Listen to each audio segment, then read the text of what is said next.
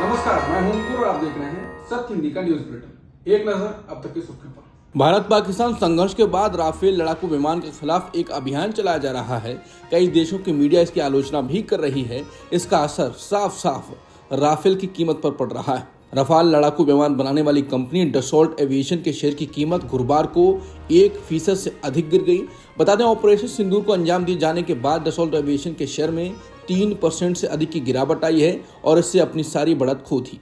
दिल्ली श्रीनगर उड़ान का संचालन कर रहे इंडिगो के एक पायलट ने बुधवार को अचानक ओलावृष्टि से बचने के लिए शुरुआत में लाहौर एयर ट्रैफिक कंट्रोल से पाकिस्तान के हवाई क्षेत्र का उपयोग करने की अनुमति मांगी थी, लेकिन पाकिस्तान ने अनुरोध को अस्वीकार कर दिया।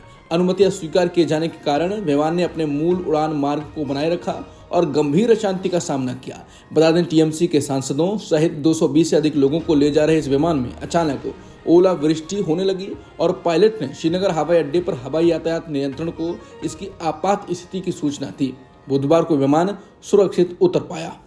पाकिस्तानी सेना के प्रवक्ता लेफ्टिनेंट जनरल अहमद शरीफ चौधरी ने आतंकवादी हाफिज सईद की भाषा से मिलती जुलती भाषा का इस्तेमाल किया है। वो सिंधु जल संधि को भारत द्वारा स्थगित करने के मुद्दे पर एक सार्वजनिक सभा में बोल रहे थे। अहमद शरीफ चौधरी ने कहा कि अगर आप हमारा पानी रोकोगे तो हम आपकी सांस रोक देंगे। उनका बयान हाफिज सईद द्वारा इस्तेमाल की गई शत्रुतापूर्ण बयानबाजी को दिखाता है। सोशल मीडिया एक्स पर घूम रहे एक वीडियो में हाफिज सईद को वही शब्द कहते हुए सुना जा सकता है। भारत के बहुदलीय प्रतिनिधि मंडल ने गुरुवार को यूएई में रक्षा समिति के अध्यक्ष अली राशिद अल नुएमी और सहिष्णुता विभाग के मंत्री शेख नायान से मुलाकात की।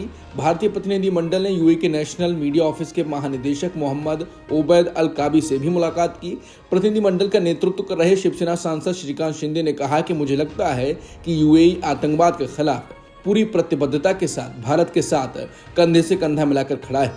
वहीं यूएई की रक्षा समिति के अध्यक्ष अली राशिद अल नुएमी ने कहा कि आतंकवाद का कोई धर्म नहीं होता, कोई राष्ट्रीयता नहीं होती। ये पूरी मानवता के लिए एक बुराई है और पूरे विश्व के लिए खतरा है।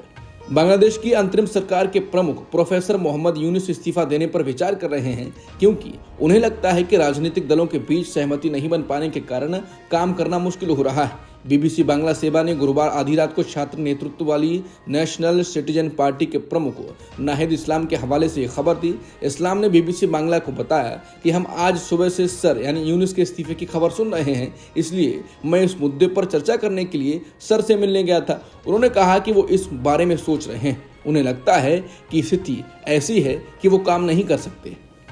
बांग्लादेश के सेना प्रमुख जनरल वकार उज जमान और अंतरिम सरकार के मुख्य सलाहकार मोहम्मद यूनुस के बीच सब कुछ ठीक नहीं चल रहा है।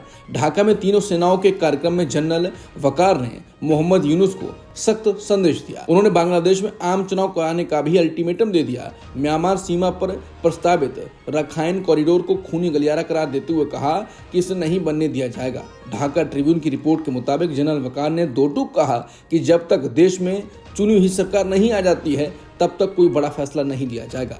माना जाता है कि मोहम्मद यूनुस ने रखाइन कॉरिडोर पर सहमति जताई थी, जिसे बांग्लादेश की संप्रभुता के लिए खतरा माना जाता है। जनरल वकार की चेतावनी के बाद बांग्लादेश की अंतरिम सरकार ने रखाइन कॉरिडोर पर यू टर्न ले लिया है।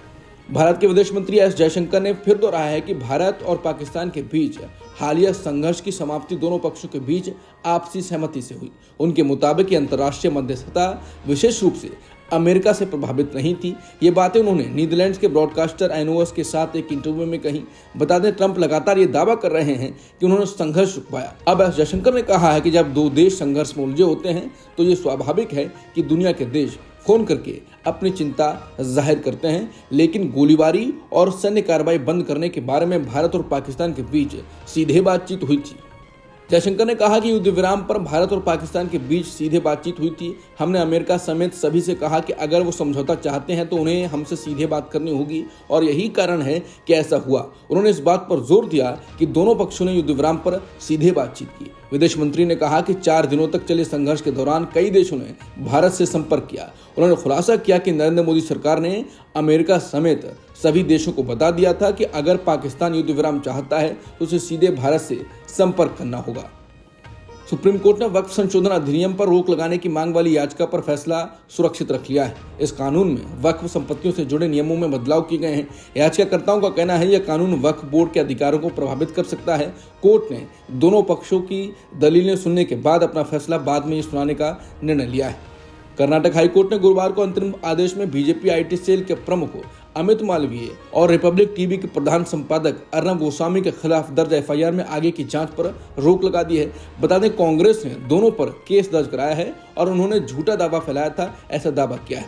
उन्होंने कहा था कि तुर्की का Istanbul Congress centre Congress party का अंतर्राष्ट्रीय कार्यालय है। ट्रंप प्रशासन ने हार्वर्ड विश्वविद्यालय में अंतर्राष्ट्रीय छात्रों को दाखिला देने का अधिकार समाप्त कर दिया है। इसके कारण अब अमेरिका के सबसे पुराने विश्वविद्यालय के साथ इसका गतिरोध बढ़ गया है। अमेरिकी गृह सुरक्षा मंत्री क्रिस्टी नोएम ने कहा, यह देश भर के सभी विश्वविद्यालयों और शैक्षणिक संस्थानों के लिए एक चेतावनी है। वहीं हार्वर्ड विश्वविद्यालय ने एक बयान में इस कदम को गैर कानूनी बताया है। बता दें, हार्वर्ड विश्वविद्यालय के आंकड़ों के मुताबिक पिछले शैक्षणिक वर्ष में 6,700 से अधिक अंतर्राष्ट्रीय छात्रों ने दाखिला लिया था। ये कुल छात्र संख्या का 27% है। अब तक की सुर्खियों में इतना ही। बाकी खबरों के लिए बने रहिए सत्यहिंदी.com के साथ। Copyright disclaimer under Section 107 of the Copyright Act 1976. Allowance is made for fair use for purposes such as criticism, comment, news reporting, scholarship, and research. Fair use is a use permitted by copyright statute that might otherwise be infringing.